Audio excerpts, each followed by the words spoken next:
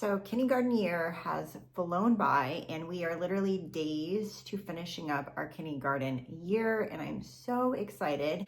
Big changes have happened, a lot of growth over this kindergarten year. So let's go ahead and dive into what I think worked and what I think didn't, what I'm keeping for the first grade year and what I'm leaving behind.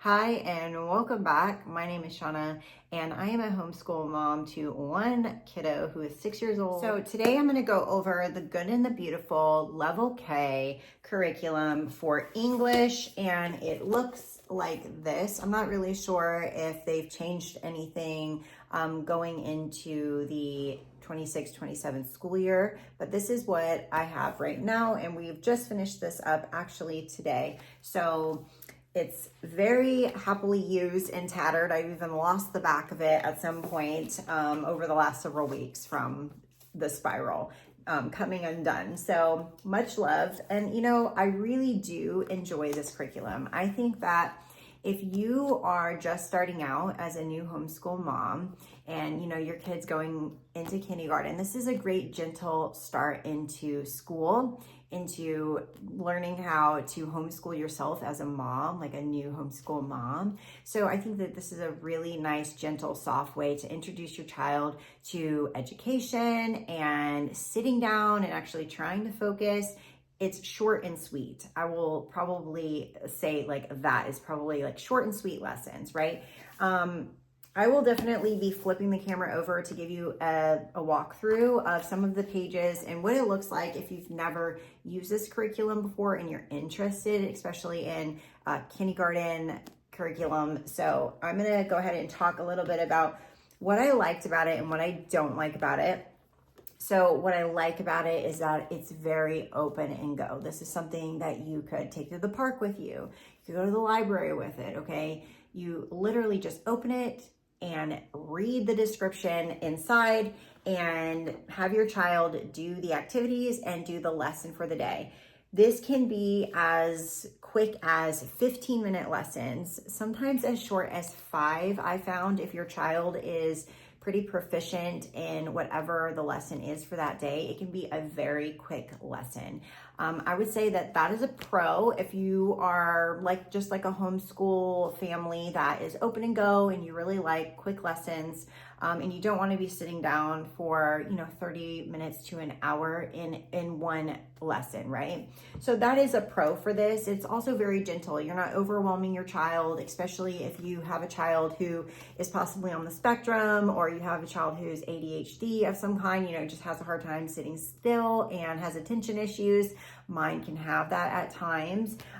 So I did find that those lessons being short and sweet was a good thing for kindergarten year. It's like you're sprinkling in things, you're dabbling in sort of all of these concepts and ideas of learning, right? And they really make it fun for you. Another thing is that it's beautiful, right? You hear this about the Good and the Beautiful curriculum. It's very pleasing to the eye. It's something really nice to look at. And I have to agree, it's very nice. All of the colors are very gentle for your eyes and the artwork is very beautiful. Another aspect of the Good and the Beautiful that I love is the app for the Tile app. You have spelling on that, so your child can really just use their finger, drag and drop all of the spelling and learning spelling that way.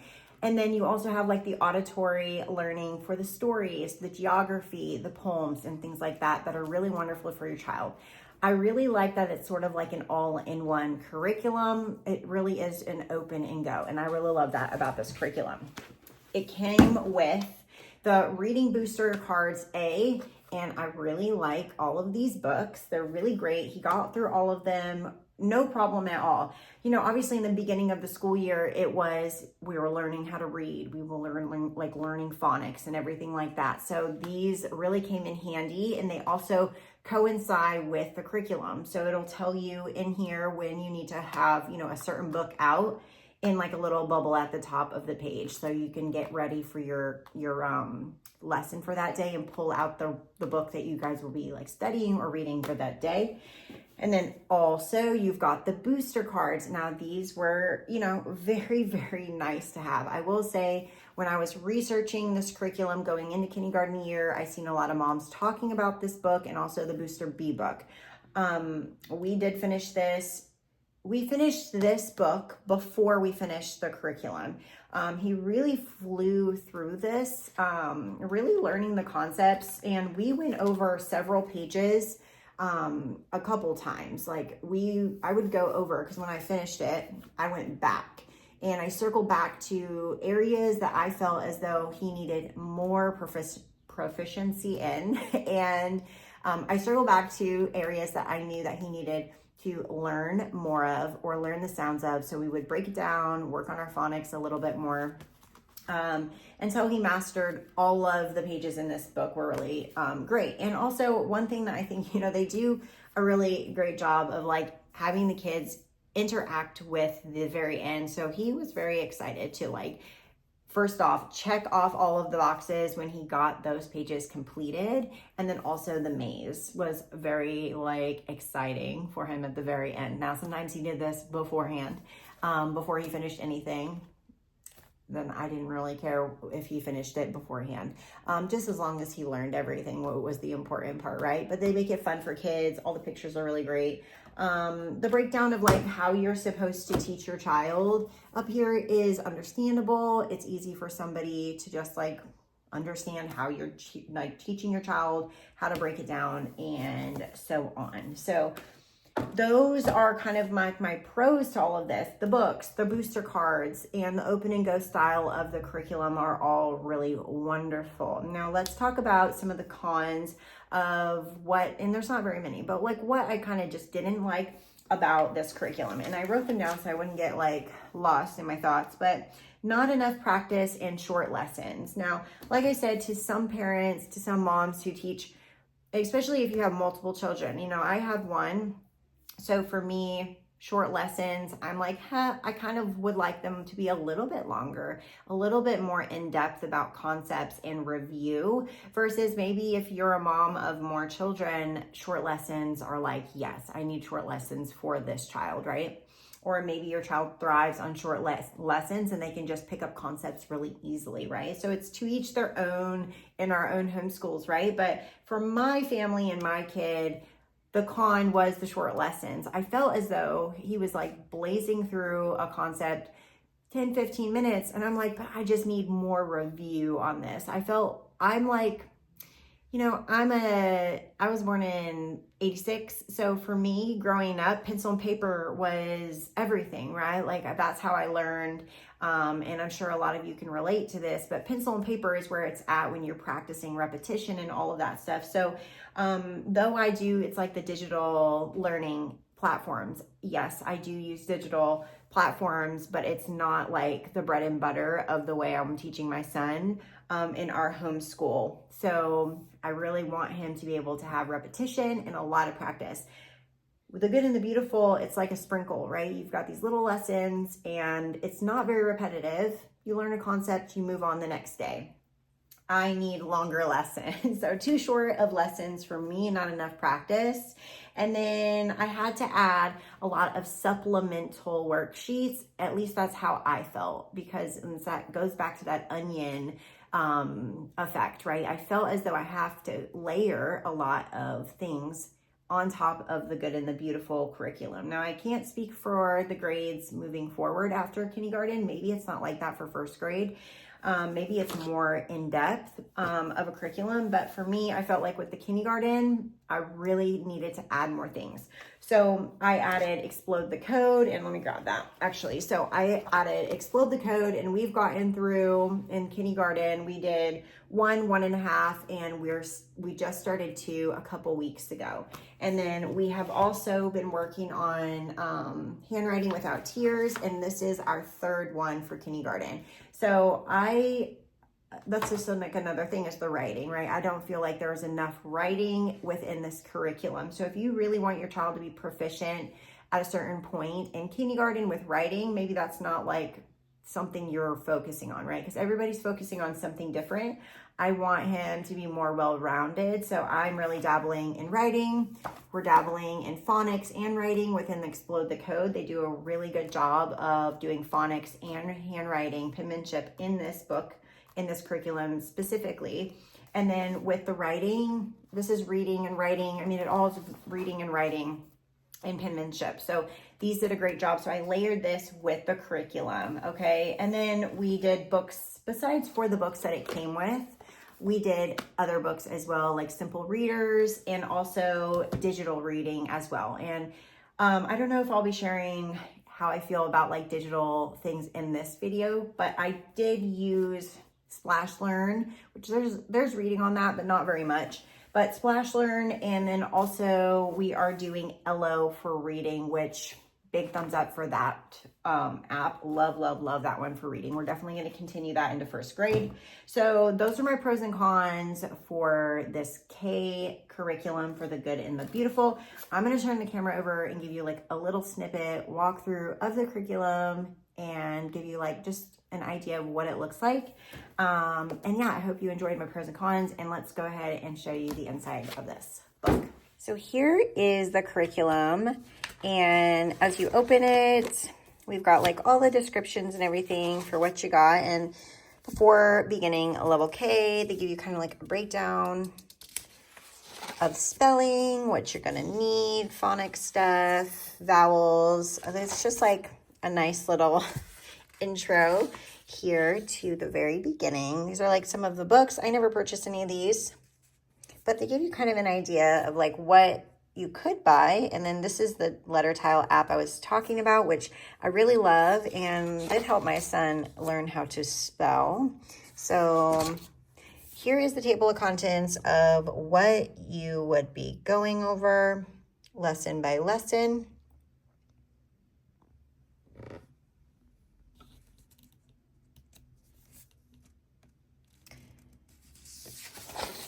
And then it continues. Maybe I'll give it like a wider shot of it.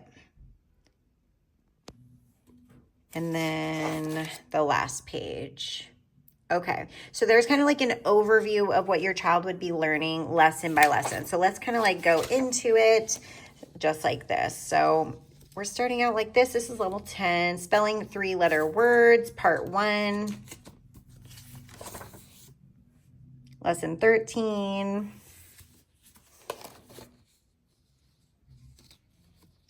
Independent practice. This is kind of one of the independent practices where the child would like look at the picture and then they would cross out, or my son liked to cross out with X's, but like highlight the star of what was actually happening in the image. Lesson 23, we've got matching sentences to the picture. And also as well, I just want to point out, we have the first thing they have you do is work in the reading booster cards, which is this one, right? 6 to 10 minutes. And they have you do this every lesson. They also have like a helpful hint down here. Okay.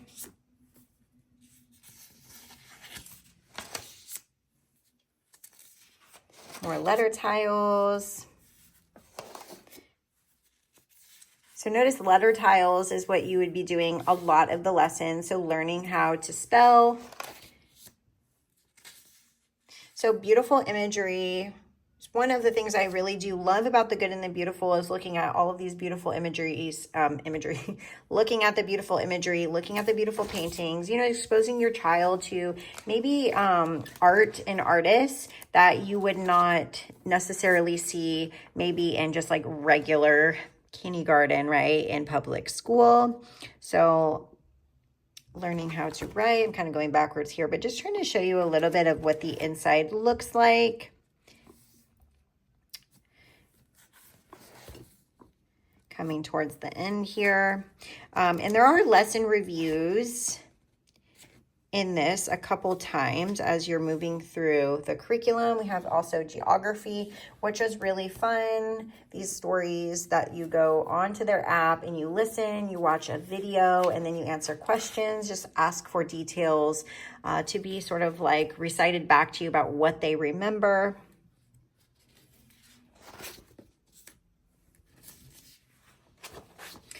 And then today was our very last day. So it was a Unit 3 review, and he was doing a reading assessment. So they require, you know, your child here, it says 1.5 to 2.5 minutes without missing more than 4 words, and they're to read this whole paragraph to you. And then have a spelling test at the very end. They gave you this spelling test, and then this is like the optional spelling test. So we did both, and he did great, and he passed with, you know, flying colors. So he did really, really well. So that is the curriculum. And then this is the booster cards. And I'm just gonna like flip through it so you can kind of see what we've got. So we would do, like, card 8 is where S says the Z sound, right? So we would go through some of the sight words, and then there's also reading these little triangle stories which build upon each other as you're reading. They also give little stickers in the back, so once they master this, they would put a sticker. My child really enjoyed that. It's very exciting. And then also here is where that number 5 book, The Jet, corresponds, and you guys could read that together. So these are like the important cards to focus on and master with each review and going through. So yeah, I really enjoyed this booster book. I thought it was very helpful with having my child, you know, break all of the words down. And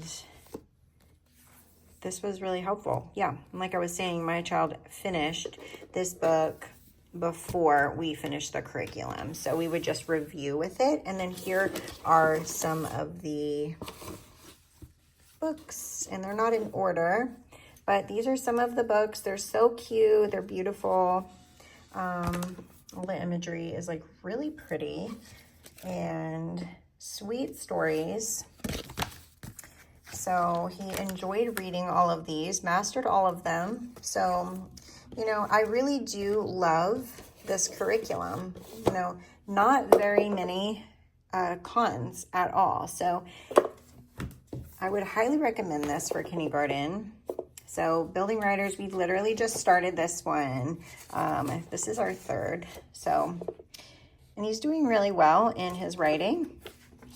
It is coming along. So really highly recommend these as well to kind of layer in and then explode the code. And these are really great as well.